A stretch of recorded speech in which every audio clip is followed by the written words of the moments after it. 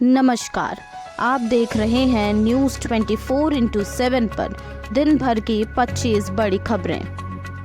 UP में योगी सरकार का लाउड स्पीकरों के खिलाफ 1 महीने का अभियान शुरू। उत्तर प्रदेश में पुलिस ने लाउड स्पीकरों के खिलाफ अभियान शुरू किया है, जिसमें पहले दिन 3238 अवैध लाउड स्पीकर हटाए गए और 7288 का डेसिबल स्तर कम किया गया है। किसी जन्नत से कम नहीं है हिमाचल का मणिकरण साहिब गुरुद्वारा। हिमाचल का खूबसूरत शहर मणिकरण अपनी धार्मिक मान्यताओं की वजह से काफी प्रसिद्ध है। यहाँ का सबसे प्रमुख आकर्षण का केंद्र पार्वती नदी के किनारे बसा राजश्री गुरुद्वारा है, जो सिखों का एक महत्वपूर्ण तीर्थ स्थल है। बिहार में जन्माष्टमी, रक्षाबंधन और रामनवमी की छुट्टी खत्म। शिक्षा विभाग ने जारी किया कैलेंडर। बिहार में शिक्षा विभाग ने छुट्टी का कैलेंडर जारी कर दिया है। कैलेंडर में जन्माष्टमी, रक्षाबंधन, रामनवमी जैसे त्योहारों की छुट्टियां खत्म कर दी गई है। वहीं ईद, बकरीद, मुहर्रम की छुट्टियां बढ़ा दी गई है। शिक्षकों को गर्मी की छुट्टी भी रद्द कर दी गई। सीएम योगी आदित्यनाथ समेत कई नेताओं ने गुरु नानक जयंती के अवसर पर टेका मत्था। गुरु नानक जयंती पर सीएम योगी आदित्यनाथ समेत कई राज्यों के मुख्यमंत्रियों ने गुरुद्वारे पहुंचकर मत्था टेका और गुरु नानक देव को श्रद्धांजलि अर्पित की। इस दौरान सीएम योगी ने लोगों को संबोधन भी किया। पाकिस्तान में तोड़ा गया हिंगलाज माता का मंदिर, यूनेस्को की लिस्ट में था शामिल। पाकिस्तान में हिंदुओं की स्थिति कैसी है, इसका अंदाजा इसी बात से लगाया जा सकता है कि यहाँ स्थित हिंगलाज माता का मंदिर को तोड़ दिया गया है। इस दौरान वहाँ मौजूद हिंदू समुदाय के नारे लगे और मंदिर तोड़े जाने का भी तीव्र विरोध किया गया। गाजा में इजराइल के साथ कतर और मिस्र युद्ध विराम की ओर 2 दिन और बढ़ाने के समझौते के नजदीक पहुंच गए हैं। अवधि बढ़ाने के अपर्यंत 20 इजरायली नागरिक और 60 फिलिस्तीन नागरिकों को छोड़ा जाएगा। अश्विनी वैष्णव ने कहा, देश में रेल क्षेत्र में आ रहा है बड़ा बदलाव। रेल मंत्री अश्विनी वैष्णव ने कहा है कि देश में रेल क्षेत्र में बड़ा बदलाव आ रहा है। सरकार रेल आधारभूत संरचनाओं को आधुनिक बनाने पर पूरा ध्यान दे रही है। उन्होंने बताया कि रेलवे का बजट आवंटन 30,000 करोड़ रुपए से बढ़कर 2,40,000 करोड़ रुपए कर दिया गया है। IFFI में बाल अधिकारों के संबंधित 5 फिल्मों का प्रदर्शन। 5 फिल्मों में से 2 भारत की है, जबकि 3 ईरान और श्रीलंका की। श्रीलंका में गुरु नानक देव की जयंती के अवसर पर कीर्तन का आयोजन। श्रीलंका में भारतीय उच्चायोग ने कोलंबो स्थित गुरुद्वारे में गुरु नानक देव की जयंती के अवसर पर कीर्तन का आयोजन किया, जहां उच्चायोग के कर्मचारियों सहित बड़ी संख्या में कई भारतीय श्रद्धालुओं ने गुरुद्वारे में मत्था टेका। चीन में फिर हो रहा है हाहाकार।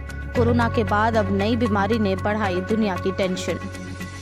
राष्ट्रीय स्वास्थ्य आयोग ने बीमारियों से निपटने के लिए चीन में अस्पतालों की संख्या बढ़ाने को कहा है। देश में बच्चों के निमोनिया के मामले बढ़ने के बाद यह कदम उठाया गया है। ग्रेटर नोएडा में समधी ने अपने ही समधी को गोली मारकर की हत्या। मातम में बदल गया शादी का माहौल। सुबह सुबह भूकंप से कांपा पाकिस्तान, चीन समेत कई देश। बड़े खतरे का है खौफ। हार्ट अटैक से बचना है तो सुबह ना करें ये 3 काम, दिल के लिए हो सकता है खतरा। जी हाँ, ठंड के दिनों में खास तौर पर हार्ट अटैक के मामले बढ़ने लगते हैं। इसके खतरे को कम करना है तो 3 कामों को करने से बचना चाहिए। सुबह उठकर ना तो ज्यादा पानी पीना चाहिए और ना ही बहुत जल्दी एक्सरसाइज करनी चाहिए, और सुबह जल्दी उठकर नहाने से भी बचना चाहिए। दरभंगा के शोभन में बनेगा बिहार का दूसरा एम्स, केंद्र सरकार ने दी मंजूरी। 1 घंटे की बारिश ने धो दिया महीने भर का प्रदूषण। चैन की सांस के बाद ठंड ने बढ़ाई टेंशन। पश्चिमी विक्षोभ के कारण रात के वक्त दिल्ली के कई इलाकों में हल्की वर्षा हुई है। इससे अधिकतम तापमान में भी गिरावट हुई। आज होगा दिल्ली के मुख्य सचिव पद पर नियुक्ति का फैसला। सुप्रीम कोर्ट की सुनवाई पर अधिकारियों की नजर। क्या है चीन की रहस्यमय बीमारी का कारण? कोरोना से भी घातक होगी महामारी।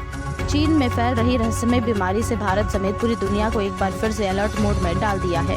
दावा किया जा रहा है कि यह कोरोना से भी खतरनाक महामारी हो सकती है। आखिर चीन में फैली यह बीमारी क्या वास्तव में कोरोना की तुलना में ज्यादा खतरनाक है? चीन के बाद अब ब्रिटेन ने दुनिया को डराया। इंसान में मिला यह खतरनाक वायरस, बड़ी महामारी का मंडराया खतरा। दुनिया के कई देश इन दिनों खतरनाक बीमारियों से जूझ रहे हैं। एक तरफ जहां चीन में निमोनिया के कोहरम मचा दिया है, वहीं अब स्वाइन फ्लू के H1 और H2 ने ब्रिटेन की चिंता को भी बढ़ा दिया है। जहां सुअर में मिलने वाला यह स्ट्रेन एक इंसान में पाए जाने का पहला मामला सामने आया है। योगी आदित्यनाथ के ऐलान पर भड़के ओवैसी। बोले हैदराबाद से घृणा करती है भाजपा। एक रैली के दौरान उत्तर प्रदेश के मुख्यमंत्री योगी आदित्यनाथ ने हैदराबाद का नाम बदलकर भाग्यनगर करने की बात कही थी और इसी बात पर ओवैसी भड़क पड़े। लोअर कोर्ट में जजों की नियुक्ति किसे करनी चाहिए? राष्ट्रपति के भाषण के बाद बहस शुरू। दरअसल राष्ट्रपति ने न्यायपालिका में जजों की सीधी भर्ती के लिए अखिल भारतीय न्यायिक सेवा के गठन के लिए यूपीएससी जैसे संस्था के महत्व पर जोर दिया है। ज्ञानवापी मामले में एएसआई आज सौंप सकती है सर्वे रिपोर्ट। कोर्ट ने मांगा था 10 दिन का समय। प्रयागराज में लारेब हाशमी को लेकर बड़ा खुलासा।